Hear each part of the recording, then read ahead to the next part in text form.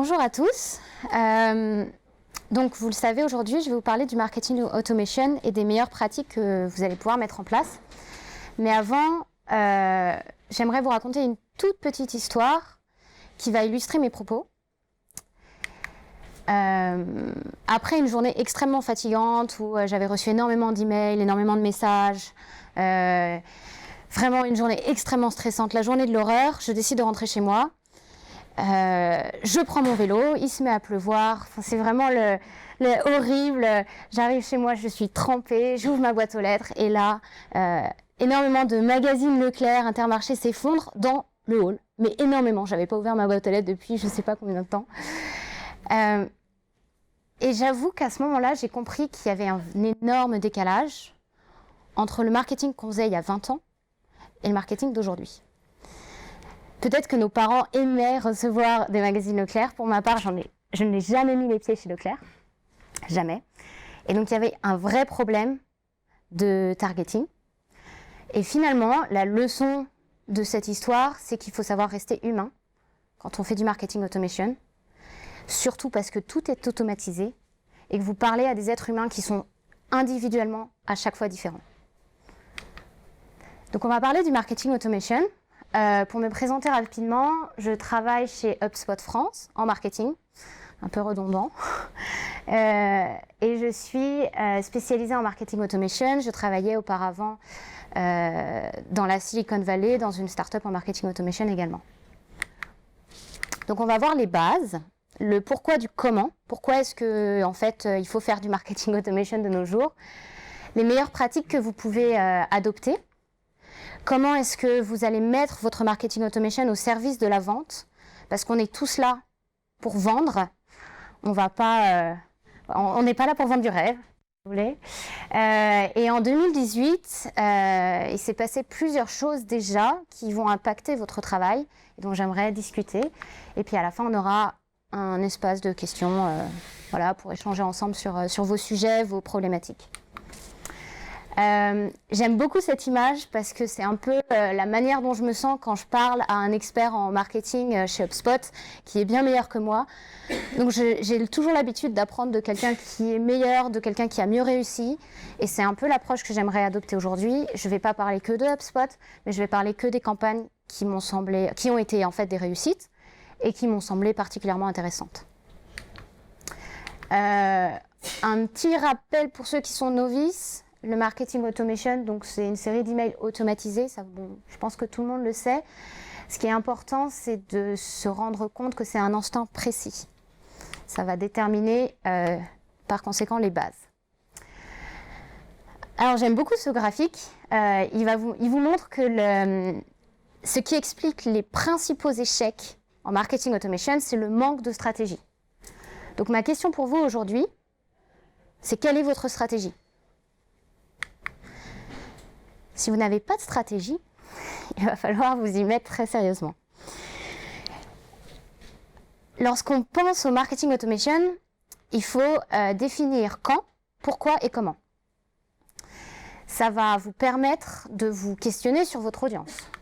Le quand, pourquoi du comment, c'est un peu comme si vous aviez un rendez-vous un rendez-vous amoureux finalement, puis le lendemain, vous la demandez en mariage, ça n'a absolument aucun sens. Donc il faut avoir de la cohérence dans la vie de votre prospect et définir vraiment à quel moment est-ce que vous allez faire du marketing automation, à quel moment vous allez envoyer vos emails.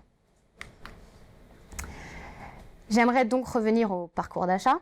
Vous avez la phase de prospection, la phase de conversion, la phase de considération et la phase de conversion, pardon. Et à chaque phase, vous allez devoir prendre en compte qui est votre prospect. Au début, ce sont des inconnus, puis des visiteurs, des leads. Ils deviennent des clients et ensuite des promoteurs. Vous allez les fidéliser.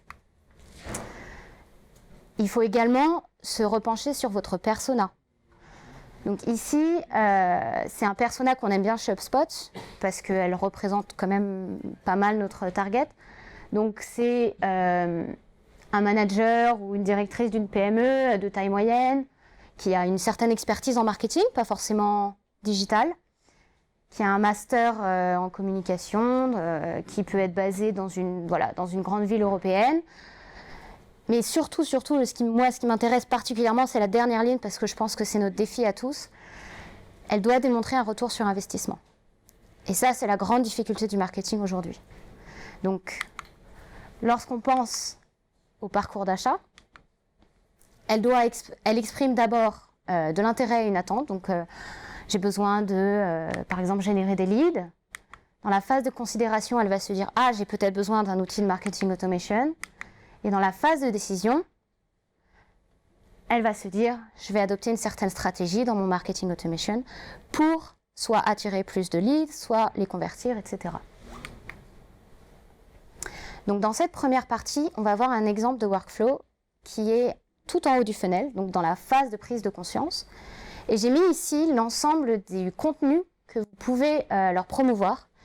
Et il faut vraiment garder en tête que le contenu dont vous faites la promotion à ce moment-là est du contenu qui est très facilement utilisable, immédiatement. La personne, elle n'a pas besoin de connaître votre entreprise plus que ça. Elle va directement pouvoir appliquer ce que vous lui envoyez. Donc un template d'analyse, un e-book. Par conséquent, il va falloir faire un workflow de bienvenue pour tous les prospects qui, par exemple, arrivent sur votre blog ou votre site internet. C'est un peu comme si vous étiez invité chez un ami, vous arrivez le soir pour le dîner, il est 21h, il fait nuit, le porche n'est pas allumé, vous sonnez, la personne vous ouvre. 1, elle ne vous dit pas bonjour. 2, elle ne vous regarde pas. Et 3, elle laisse la porte ouverte et elle rentre. C'est absolument horrible comme expérience pour l'invité, on est d'accord. Mais c'est un peu la même chose si vous ne dites pas bonjour à votre prospect. La personne a l'impression d'arriver dans le noir puisqu'elle ne connaît pas la maison, elle ne connaît pas votre entreprise, elle ne sait pas ce que vous faites, elle ne sait pas comment vous allez pouvoir l'aider. Donc il faut vous introduire à votre prospect. Donc dans un premier temps, vous allez lui envoyer un email où vous allez lui dire qu'est-ce qu'il peut recevoir de vous. Ensuite, vous allez lui donner un petit apéritif pour démarrer la conversation, où vous allez montrer que vous êtes expert dans quelque chose. Donc vous lui donnez une toute petite chose qu'elle va pouvoir appliquer assez rapidement. Puis vous l'engagez dans un troisième email. L'engager, ça veut dire que vous allez lui fournir du contenu qui va être répétitif ou qui va la rendre dépendante de vous. Et puis enfin, vous lui permettez d'aller plus loin. Donc ça, c'est évidemment ce qu'on sait tous faire. Prenez rendez-vous avec moi ou je ne sais pas. Mais il ne faut pas oublier les trois étapes qui précèdent. Donc là, j'ai pris un exemple d'un email qui s'introduit. Donc là, le marketeur explique qu'il envoie des emails beaucoup, donc parfois 2 à 3 fois par jour. Donc c'est un marketeur américain, je pense qu'aux États-Unis, ils ont une culture un peu différente de l'email marketing et ils n'ont pas peur de beaucoup emailer. Mais ce qu'il fait très bien, c'est qu'il précise exactement tout ce qui va se passer. Vous avez ici un email de Starbucks qui vraiment ne donne pas beaucoup d'informations, à part juste le simple fait de dire bonjour. Voilà. En termes d'apéritif, qu'est-ce que vous pouvez donner ? C'est finalement quelque chose de très simple. Il y a un seul CTA dans cet email. Ce qu'il lui donne, c'est un rapport d'analyse. La personne va pouvoir l'utiliser dans les 30 secondes qui suivent. Finalement, il va ouvrir votre email, il va être intéressé par ce que vous lui fournissez parce que c'est gratuit. Et ici, c'est la même chose. Un article de blog, si vous ne voulez pas donner trop de contenu, un article de blog avec quelques grands conseils pour son entreprise. L'email d'engagement. Alors, c'est un petit peu difficile celui-là. Ce marketeur a décidé d'envoyer un email tous les jours pendant 7 jours sur un type de contenu dans lequel il est expert. Cet email d'engagement, vous devez vraiment démontrer à quel point vous êtes expert. Et ce que j'aime beaucoup ici, c'est que finalement, si on reçoit un email tous les jours à 9h, qu'on est habitué à lire un tout petit article sur des campagnes Facebook, à la fin de la semaine, non seulement on se sent plus intelligent parce qu'on a appris des choses, ensuite on s'est habitué à ouvrir les emails de cette personne, et enfin, cette personne s'est positionnée comme un expert. Donc on en a besoin. On a envie de l'embaucher finalement. Et vous pouvez terminer par un email de remerciement ou pour aller plus loin, voilà, une ouverture. Cet email est vraiment vous donner à votre prospect. C'est quelque chose qui est vraiment purement gratuit. Ça va vous permettre de faire énormément de choses. Tout d'abord, votre prospect va s'habituer à ouvrir vos emails. Quand il y a une notion d'engagement, les fournisseurs de messagerie, typiquement Hotmail, Gmail, AOL et Yahoo, qui à mon avis sont les plus utilisés quand même, ne vont pas mettre vos emails dans la boîte des spams et des promotions, puisque le critère d'engagement est un des filtres utilisés par les fournisseurs de messagerie. Donc si votre prospect a ouvert l'ensemble des emails de ce workflow, vos emails ne tomberont pas en tant que spam. Donc ce qu'il faut retenir de cette première partie, voilà, c'est le parcours client, le buyer persona, et puis restez humain. Dites bonjour, parce que finalement, c'est comme dans la vraie vie, même si on fait des workflows. Nous allons maintenant voir comment est-ce qu'on peut aller plus loin. Parce que ça, c'était vraiment les bases, et je voulais revenir dessus. Mais ce qui m'intéresse, c'est de vous donner plus d'éléments qui sont facilement applicables pour n'importe quel business. Tout d'abord, tester. C'est extrêmement important de tester vos emails. Tout ce que vous vérifiez dans un email, le sujet de l'email, l'adresse email, les liens, dès lors que vous testez votre email avec vous-même pour vérifier qu'il fonctionne, ce sont des éléments que vous pouvez tester avec votre client. Et c'est extrêmement important de tester parce que vous augmentez de 49% votre taux de conversion. C'est une enquête de MailChimp qui a porté sur des millions d'utilisateurs, de campagnes monitor, pardon. Segmenter, c'est la deuxième meilleure pratique.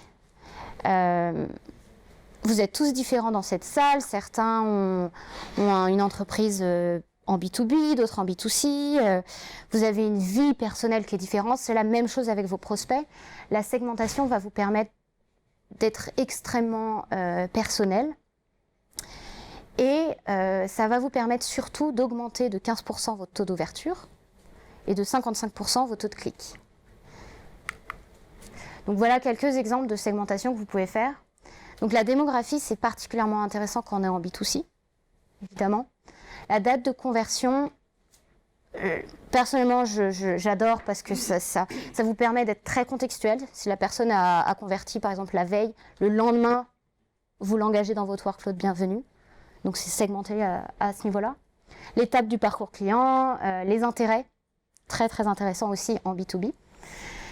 Et tout ce qui est interaction avec vous. S'il a cliqué sur un lien de votre site internet, s'il a cliqué sur un email, voilà, de quelle manière est-ce qu'il a interagi avec vous.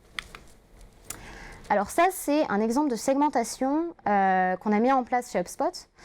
Donc nos prospects avaient téléchargé un e-book sur l'image de marque. Et il se trouve que 2 mois après, on a voulu faire un webinaire sur comment renforcer l'image de marque.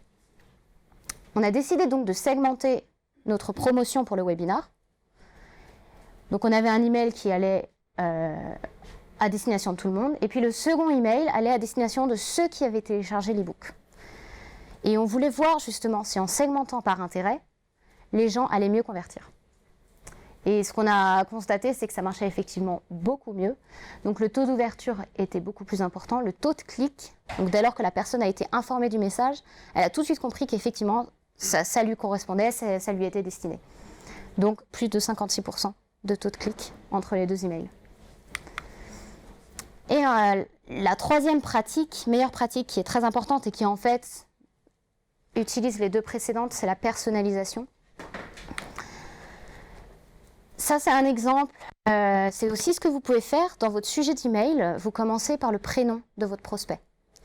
Et en commençant par le prénom de votre prospect, vous augmentez de 26% le taux d'ouverture de vos emails. Ça montre à quel point c'est extrêmement important. Et puis, de toute manière, je pense que tout le monde s'en doute, votre audience est particulièrement différente. Et plus vous personnalisez, plus la personne a l'impression que vous n'êtes pas une entreprise faite de 2000 personnes, mais un individu en particulier. Vous avez 3 moyens de personnaliser. Donc, le premier, c'est la segmentation qu'on a vue. C'est-à-dire que si vous avez segmenté votre database de manière très granulaire, vous allez arriver à un moment où vous allez pouvoir personnaliser. Donc par exemple, vous avez une segmentation par intérêt. Vous allez pouvoir personnaliser vos messages en fonction.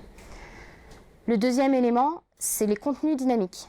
Quand je dis contenu dynamique, vous avez cette option dans HubSpot, c'est d'aller chercher une information qui est sur le profil de votre client, par exemple le prénom, et vous ajoutez juste un petit code qui tape prénom et qui va aller chercher le prénom automatiquement dans le profil de vos clients et les mettre dans vos emails. Et puis enfin, un workflow. Chaque branche du workflow peut être un moyen de personnaliser votre workflow. Et la dernière meilleure pratique qui est extrêmement difficile mais qui est très très important pour vos chefs, c'est de démontrer que ce que vous faites a généré du revenu, a été utile. Donc analyser, analyser, analyser. Vous connaissez tous ces trois métriques, ces trois outils d'analyse qui peuvent être très faux. Je ne sais pas si vous savez, mais le taux d'ouverture, par exemple, c'est assez incorrect. Un taux d'ouverture est considéré, un email est considéré comme ouvert dès lors que les images sont apparues sur l'écran de votre prospect. Donc si les images sont cassées, votre prospect est pris par le fournisseur de messagerie comme n'ayant pas ouvert votre email. Donc ça peut être assez incorrect, et c'est pour ça qu'il faut les croiser avec d'autres éléments d'analyse. Donc par exemple, la croissance du nombre d'abonnés, si vous essayez de générer beaucoup de trafic sur votre blog ou votre site internet. Des prospects générés, si vous avez une campagne en particulier, qui par exemple téléchargez un e-book et vous essayez de générer un maximum de prospects. Et enfin, le taux de conversion en client. Donc on va voir un nouveau workflow. Et je voulais juste vous rappeler le parcours d'achat. On va voir un workflow qui se situe dans la phase de considération. Donc dans la phase de considération, votre persona est plus engagé. Il sait qui vous êtes. Vous lui avez dit bonjour. Cependant, il n'est pas certain qu'il a besoin de vous. Il vit sa vie sans vous, quand même. Donc, il faut lui fournir du contenu qui va lui prouver qu'avec vous, il va grandir, il va évoluer. Du contenu qui va être soit répétitif, soit qui va lui donner envie d'aller plus loin. Donc typiquement des outils de calcul, des études de cas, ce qu'on appelle des social proof en anglais, c'est extrêmement important, des avis clients, des études de cas, donc des témoignages en fait. Et vous allez avoir des types de contenus qui sont adaptés à cette étape du parcours d'achat, des types de workflow, pardon. Donc un workflow riche en contenu, typiquement vous allez lui fournir énormément de contenu et vous allez montrer que vous êtes expert. Un workflow que j'appelle première conversion. Vous vous mettez un objectif, en 30 jours, je veux convertir mes prospects. Ou alors, un workflow déclencheur. Dès que mon client a visité ma page de prix, il rentre dans mon workflow.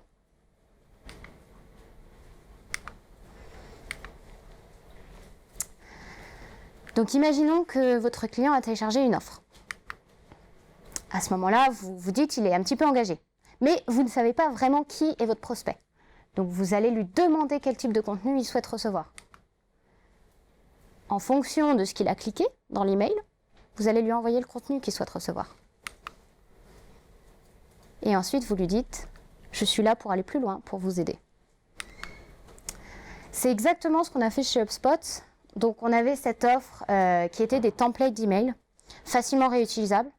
Nos clients les ont téléchargés quand ils ont reçu cet email pour accéder à ces templates d'email, à ces modèles d'email.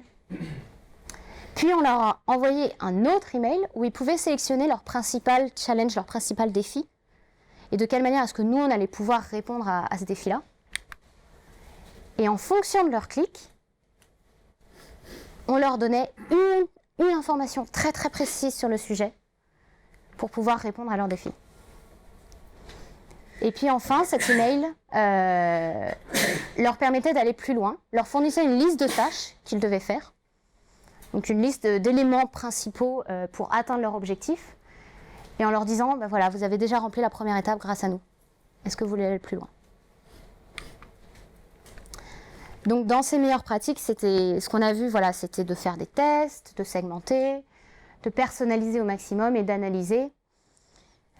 Je pense qu'arriver là, vous avez, si vous arrivez à appliquer tout ça avec votre client et encore mieux aller plus loin, vous êtes déjà à un niveau de marketing automation assez avancé.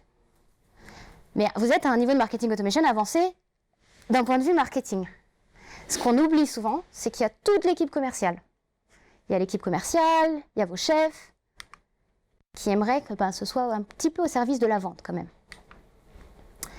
Alors j'aime bien cette image parce qu'en fait, on oublie souvent qu'on fait partie de la même équipe, une équipe marketing, une équipe commerciale. On est tous dans le même bateau. Et c'est pour ça que chez HubSpot, on insiste énormément sur la communication entre ces deux équipes. Donc des bons conseils qu'on peut vous partager, c'est avoir des rendez-vous, des meetings très très réguliers avec eux, avoir des feedbacks qui sont constructifs. Parce que voilà, on est deux types de personnalités, c'est extrêmement important d'être aligné. Et puis surtout avoir un SLA, donc c'est un accord qui va vous permettre de vous mettre au même niveau. C'est-à-dire dire l'équipe marketing doit fournir tant de prospects à l'équipe sales, à l'équipe commerciale, puis l'équipe commerciale doit conclure tant de contrats avec ses prospects. Et vous vous mettez d'accord avant avec votre équipe commerciale, parce que finalement, sinon, on est chacun un peu dans son coin. Avec votre équipe commerciale, vous allez donc vous mettre d'accord pour envoyer des emails en leur nom.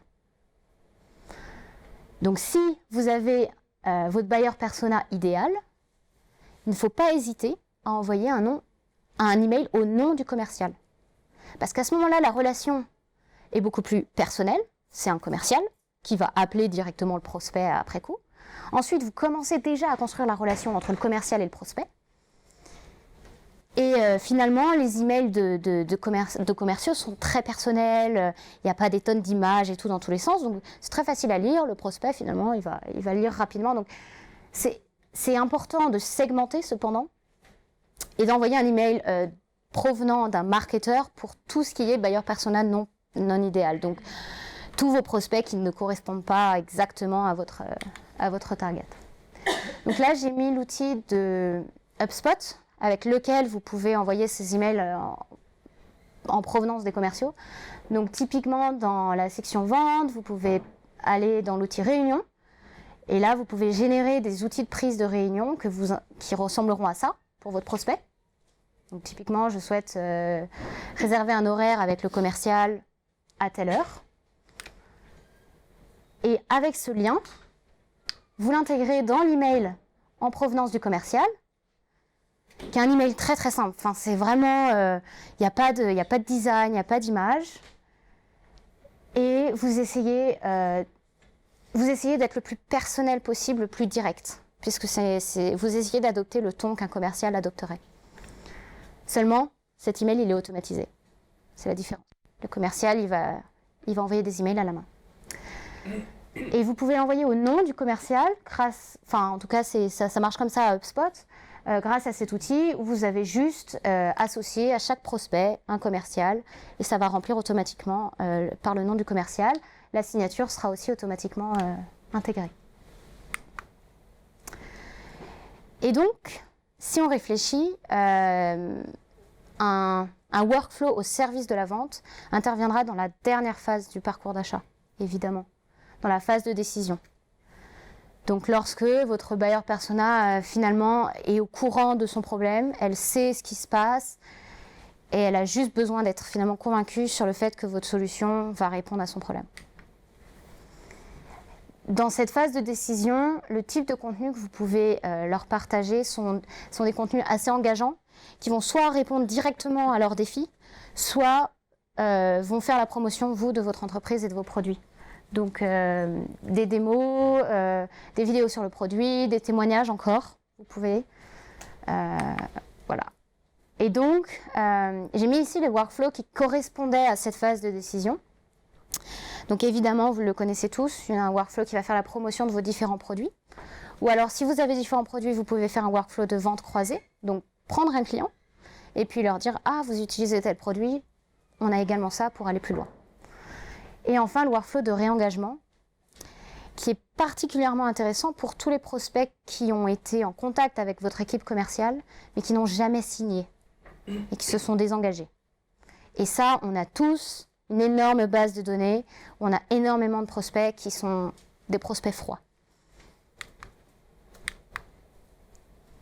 Donc dans ce workflow, vous allez pouvoir leur rappeler qui vous êtes, puis leur demander quel type de contenu ils souhaitent avoir, leur proposer ensuite ce type de contenu pour conclure une transaction. Je parle du workflow là de réengagement. De quelle manière est-ce que vous pouvez le réengager? Vous rappelez qui vous êtes, vous proposez un contenu et vous concluez. Donc nous, ce qu'on a fait chez HubSpot, on a utilisé cet outil, Movable Ink, qui vous permet d'avoir du contenu dynamique dans vos emails. Et le contenu dynamique qui était là, c'était ces 4 photos. Donc on demandait d'abord à notre prospect qu'est-ce qu'il souhaitait avoir, parce qu'on voyait qu'ils étaient peu engagés avec nous, qu'est-ce qu'ils souhaitaient recevoir comme type de contenu. Et puis, pour qu'ils répondent à quel type de contenu les intéressait, ils avaient juste besoin de cliquer sur l'une de ces images. Et lorsqu'ils cliquaient, le pourcentage qui est ici augmentait en temps réel. Et donc, ils pouvaient voir que l'ensemble des autres prospects, par exemple, étaient tous intéressés par un certain sujet. Donc, le côté un petit peu tech de cet email était là justement pour attirer l'attention, les raccrocher, etc. Et puis, avant tout, à des gens qui sont peu engagés, il faut leur demander leur avis. Ça me paraissait assez logique. Enfin, lorsque la personne avait cliqué, par exemple, sur « Analyse » et souhaitait recevoir du contenu qui est vraiment juste des analyses de la part d'HubSpot, on lui envoyait l'email avec le contenu qu'il attendait, les différents points que la personne pouvait obtenir via ce rapport d'analyse, donc les différents grands apprentissages, et puis un énorme CTA de manière très simple. On ne fait surtout pas dans du compliqué puisque la personne elle était déjà désengagée, donc vraiment on est très direct. Et on envoyait ensuite l'offre. Donc, ce qu'on peut retenir de cette troisième partie, c'est l'importance d'avoir des liens de prise de réunion si vous travaillez avec l'équipe vente. Donc, c'est-à-dire envoyer des emails de la part de vos commerciaux dans vos workflows et intégrer des liens de prise de réunion pour justement raccourcir le fossé qui peut exister entre l'équipe vente et votre database marketing. Ensuite, envoyez tous ces emails de nurturing via vos workflows avec tous les liens pour des prises de réunion avec l'équipe commerciale. Et pour le workflow de réengagement spécifiquement, ce qu'on a appris, c'était plus de laisser le client choisir de quelle manière est-ce qu'il allait convertir avec vous, de le laisser choisir quelle relation il allait avoir avec vous. Alors, il s'est passé quelque chose il n'y a pas si longtemps que ça, d'ailleurs dans le monde entier, pas qu'en France ou en Europe, qui aura sans doute un impact sur l'email marketing, et dont vous avez sans doute entendu parler, puisque vous aviez une boîte d'email qui ressemblait un peu à ça. On a mis à jour notre politique de confidentialité, on a mis à jour notre politique de confidentialité, on a mis à jour notre politique de confidentialité. C'était assez horrible comme semaine.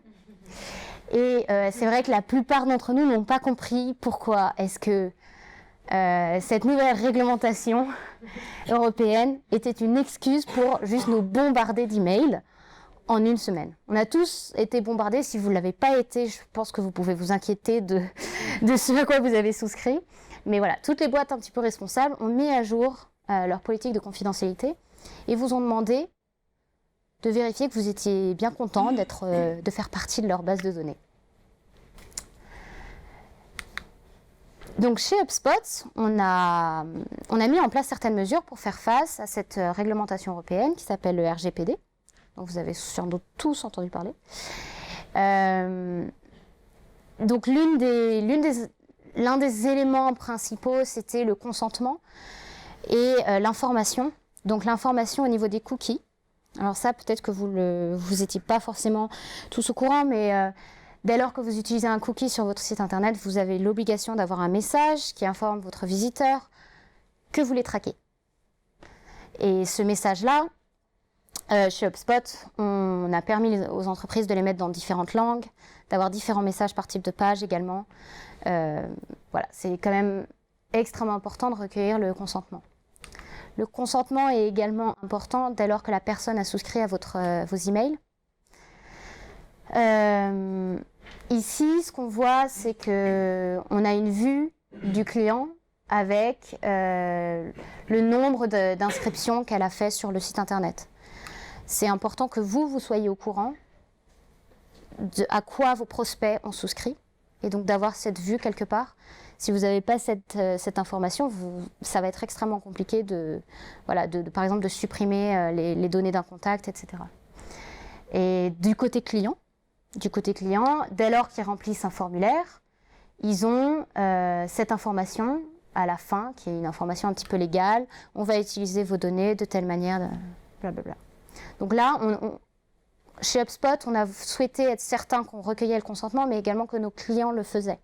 Dès lors qu'on est en B2B, il faut s'assurer que tout le monde dans la chaîne, respecte le RGPD.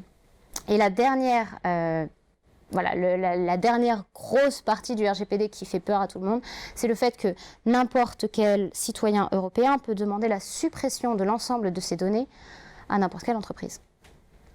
Et on est obligé de le faire.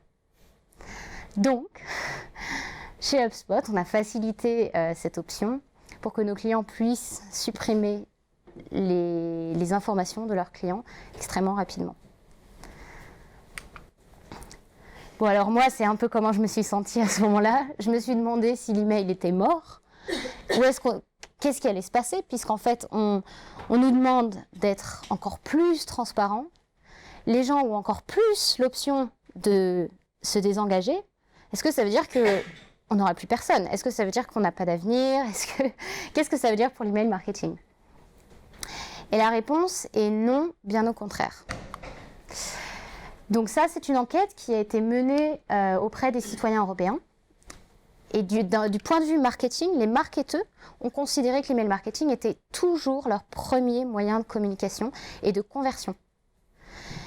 Malgré le RGPD, on travaille tous avec un email. Donc si vous êtes en B2B, l'email ne va pas disparaître demain.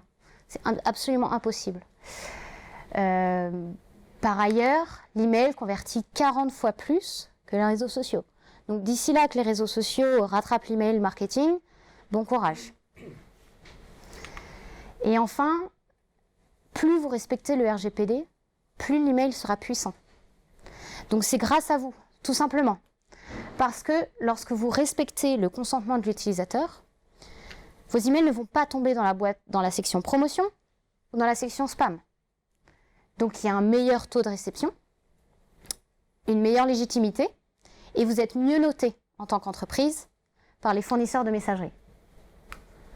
Donc, plus l'Europe et les entreprises à l'extérieur de l'Europe qui utilisent des datas européennes s'appliquent à respecter et à être conformes au RGPD, plus l'email sera puissant parce qu'on sera encore plus légitime. Les personnes à qui on envoyait des emails et auprès de qui on n'était pas légitime parce qu'elles étaient désengagées et désinscrites, elles sont parties de nos bases de données, si vous avez respecté le RGPD.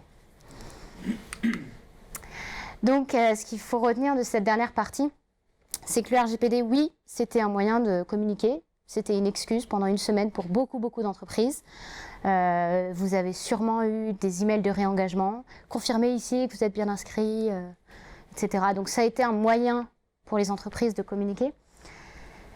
C'est également une opportunité pour chacun d'entre nous d'être encore plus exigeant vis-à-vis de nous-mêmes lorsqu'on fait de l'email marketing, donc d'aller plus loin.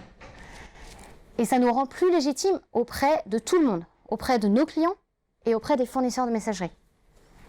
Donc, votre travail est encore plus renforcé. Donc voilà, on a vu aujourd'hui les meilleures pratiques de marketing automation, de quelle manière est-ce que vous pouvez aller plus loin, les différents types de workflows à mettre en place en fonction du parcours d'achat. Et également le fait que le RGPD ne tuait pas l'email et bien au contraire. Donc voilà, qu'il ne faut pas hésiter à se lancer en marketing automation dès que vous en avez envie. Merci beaucoup. Merci.